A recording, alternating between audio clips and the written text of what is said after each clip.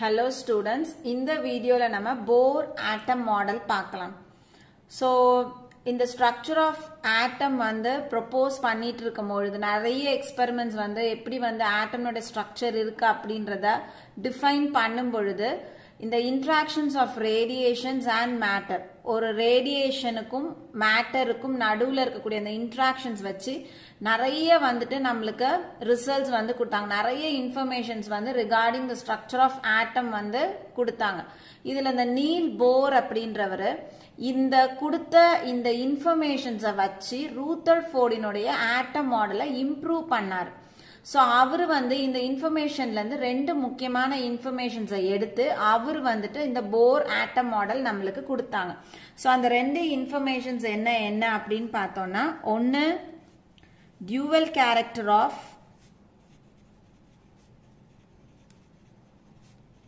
electromagnetic radiations.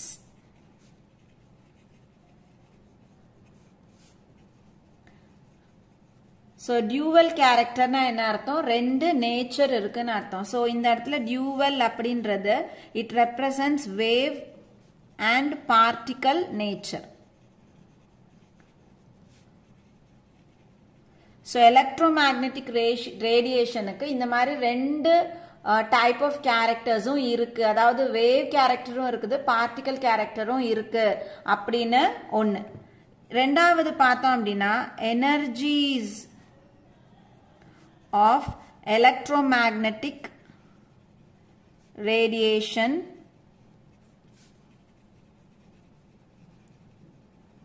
R quantized. So அப்படின்னா என்ன அர்த்தம்? எலக்ட்ரோமேக்னெட்டிக் ரேடியேஷன்ஸோட எனர்ஜிஸ்க்கு வந்து ஸ்பெசிஃபிக் வேல்யூஸ் இருக்கு அப்படின்னு. ஸோ இந்த ரெண்டையும் பேஸா வச்சு போர் வந்துட்டு ஹைட்ரஜன் ஆட்டமுக்கு மாடல் நம்மளுக்கு கொடுத்தாங்க. ஸோ போரினுடைய ஆட்டம் மாடல் பார்த்தோம்னா it is for hydrogen atom. So Bohr atom model for hydrogen. So அவருடைய அசம்ஷன் ஒரு ஆட்டம்னா எப்படி இருக்கும், ஒரு ஹைட்ரஜன் ஆட்டம்னா எப்படி இருக்கும் அப்படின்றதான அசம்ஷன்ஸ் என்ன அப்படின்னா, energies of electrons are quantized. So எலக்ட்ரான்ஸோட எனர்ஜிஸ் எப்படி இருக்குது, தே ஆர் குவான்டைஸ்ட் அப்படின்னு சொல்றாங்க. ஸோ மேல வந்து நம்ம ரேடியேஷன் படிச்சோம். ஸோ ரேடியேஷன் அப்படின்றத இவர் எதுக்கா மாத்திக்கிட்டாரு, எலக்ட்ரான்ஸுக்கு எடுத்துக்கிட்டாங்க.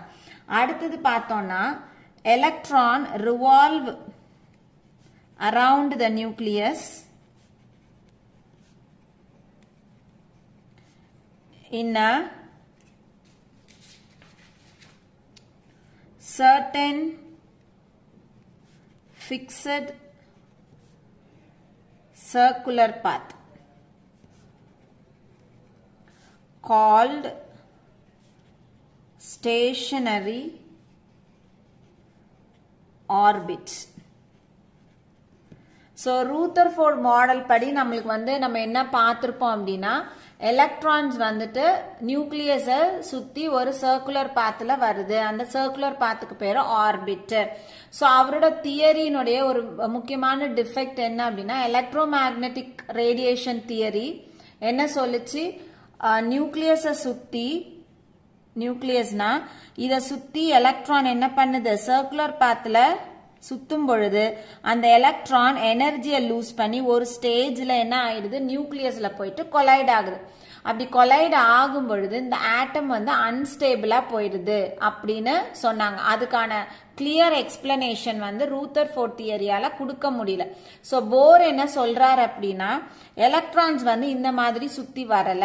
எலக்ட்ரான்ஸ் என்ன பண்ணுது, நியூக்ளியஸ், இது நியூக்ளியஸ் அப்படின்னா நியூக்ளியஸை சுத்தி ஒரு பிக்சட் ஆர்பிட்டல்ல தான் சுத்தி வருது. ஸோ இது ஒண்ணுனா இது அப்படியே இது ஒரு பிக்சட் ஆர்பிட்டல். இந்த ஆர்பிட்டல்ல தான் எலக்ட்ரான் என்ன பண்ணுது, நியூக்ளியஸை சுத்தி வருது.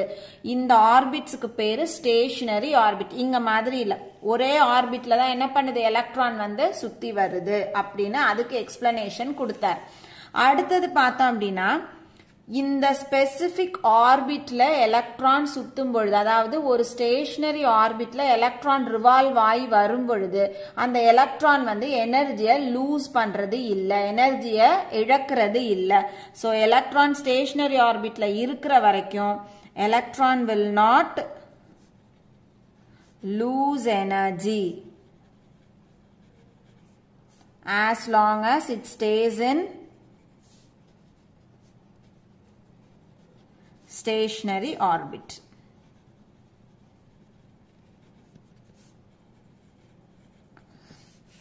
அடுத்தது ஒரு எலக்ட்ரான் இந்த ஸ்பெசிபிக் ஆர்பிட்டல்ல ரிவால்வ் ஆகணும் அப்படின்னா, இப்ப இந்த எலக்ட்ரான் இந்த இடத்துல சுத்தி வரணும் அப்படின்னா இந்த எலக்ட்ரானினுடைய angular momentum, so angular momentum of electron should be equal to the integral multiple of h by 2 pi. So இந்த வேல்யூ ஈக்குவலா இருக்குதுன்னா அந்த எலக்ட்ரான் அந்த பர்டிகுலர் ஆர்பிட்ல சுத்தி வரலாம். So angular momentum அப்படின்றது mvr is equal to h by 2 by integral multiple na n h by 2 pi. So இதுல n is equal to 1 2 3 comma etc. So n அப்படின்றது எத்தனாவது ஆர்பிட்ன்றது, n is equal to 1 first orbit, second orbit, third orbit அப்படின்றது தான் n ஓட value. So mvr வந்து இந்த h by 2 pi க்கு ஈக்குவலா இருந்தா மட்டும்தான் அந்த எலக்ட்ரான் அந்த ஸ்பெசிபிக் ஆர்பிட்டல்ல சுத்தி வர முடியும். அடுத்தது இப்போ ஒரு எலக்ட்ரான் வந்துட்டு ஒரு ஸ்டேஷனரி ஆர்பிட்ல இருந்து இன்னொரு ஒரு ஆர்பிட்டலுக்கு போகுது, அதாவது ஹையர் எனர்ஜி லெவல்ல இருந்து லோவர் எனர்ஜி லெவலுக்கு ஜம்ப் ஆகுது அப்படின்னா, so higher energy level to lower energy level. அப்ப என்ன பண்ணும், அந்த எலக்ட்ரான் அதுகிட்ட இருக்கக்கூடிய எனர்ஜியை வெளியில லூஸ் பண்ணும், லாஸ் ஆஃப் எனர்ஜி நடக்கும். சோ எனர்ஜி எந்த ஃபார்ம்ல ரிலீஸ் பண்ணும் அப்படின்னா it releases energy in the form of radiation. எப்போ ஹையர் எனர்ஜில இருந்து லோவர் எனர்ஜிக்கு வரும் பொழுது energy is emitted in the form of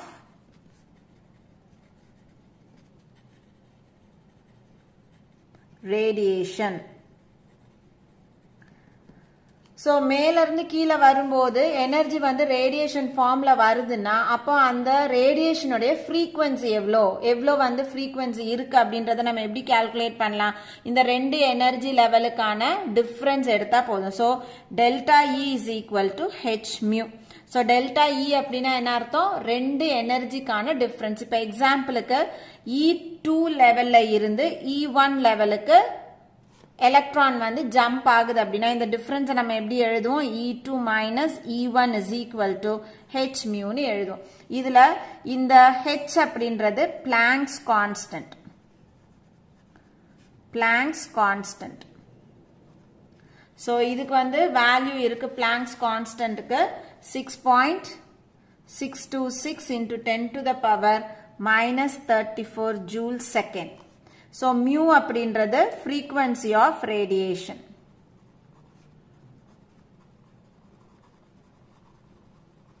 அப்ப இந்த ஃபார்முலால இருந்து நம்ம frequency எப்படி கால்குலேட் பண்ணுவோம், mu is equal to h இந்த பக்கம் எடுத்துட்டு வந்தனா E2 minus E1 by h போட்டோம்னா frequency of radiation. So எவ்வளோ radiations emit ஆயிருக்கு அதனுடைய frequency எவ்வளோன்றதை நம்ம கால்குலேட் பண்ணிடலாம்.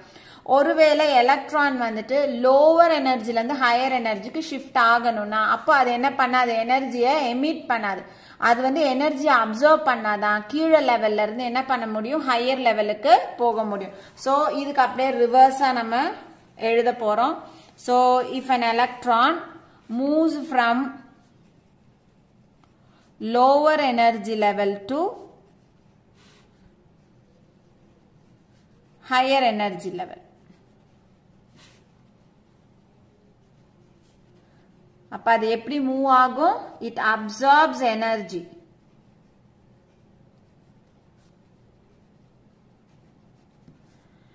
இப்போ இந்த போர் ஆட்டம் மாடல் பார்த்தோம்னா நம்ம வெறும் ஹைட்ரஜன் ஆட்டம்க்கு மட்டும்தான் அவர் கொடுத்தாரு. அப்ப ஹைட்ரஜன் ஆட்டம்னா ஹைட்ரஜன் மாதிரி இருக்கக்கூடிய ஆட்டம்ஸ்க்கும் இது அப்ளை பண்ணலாம். இப்ப எக்ஸாம்பிளுக்கு ஹைட்ரஜன் எடுத்துக்கிட்டோம்னா அதுல ஒரே ஒரு எலக்ட்ரான் தான் இருக்கு. சோ ஒரு எலக்ட்ரான் இருக்கக்கூடிய எல்லா சிஸ்டமுக்கும் அல்லது எல்லா ஸ்பீஷியஸுக்கும் இந்த போர் ஆட்டம் மாடலை நம்ம அப்ளை பண்ணலாம். இப்ப எக்ஸாம்பிளுக்கு பார்த்தோம் அப்படின்னா helium plus He plus Li2 plus இதுல எல்லாம் பார்த்தோம்னா ஒரே ஒரு எலக்ட்ரான் தான் இருக்கும். சோ இந்த மாதிரி ஒரு எலக்ட்ரான் ஸ்பீஷியஸ்க்கு எல்லாம் இந்த போரினுடைய ஆட்டம் மாடலை நம்ம அப்ளை பண்ணலாம். இப்போ இதுல இருந்து நம்ம என்ன கண்டுபிடிக்கலாம் அப்படின்னா நம்ம வந்து ஒரு எலக்ட்ரான் nth ஆர்பிட்டல்ல இருக்குன்னா அந்த எலக்ட்ரானினுடைய energy, so energy of electron in nth orbit. So இது எல்லாமே நம்ம 1 எலக்ட்ரான் சிஸ்டமுக்கு மட்டும்தான் பார்க்கிறோம், மல்டிபிள் எலக்ட்ரான் சிஸ்டமுக்கு பார்க்கல. இப்ப எக்ஸாம்பிளுக்கு இந்த இடத்துல 1 எலக்ட்ரான் சிஸ்டம் தான் நான் பேசுறேன். இந்த இடத்துல இந்த எலக்ட்ரான் இது n is equal to 1. So முதல் ரவுண்ட் வந்து n is equal to 1. So second orbit n is equal to 2. So இந்த இடத்துல n is equal to 2ல ஒரு எலக்ட்ரான் இருக்குன்னா இந்த எலக்ட்ரானினுடைய எனர்ஜி எவ்வளோ அததான் நம்ம இங்க என்ன எழுதியிருக்கோம் En. So energy of electron in nth orbital. So En அப்படின்றது energy of electron in nth orbital. So அந்த n அப்படின்றது 3 கூட இருக்கலாம் 4 கூட இருக்கலாம், சரியா? is equal to minus 13.6 Z square by n square electron volt per atom. So இதை நம்ம கிலோ ஜூல் பர் மோல்லையும் எழுதலாம். அப்படி எழுதும்போது En is equal to minus 1312.8 Z square by n square kilo joule per mole. So இந்த ரெண்டுமே வந்து energy of electron in nth orbital. அடுத்தது இதே மாதிரி என்ன கால்குலேட் பண்ணலாம்னா radius of electron, radius of nth orbital.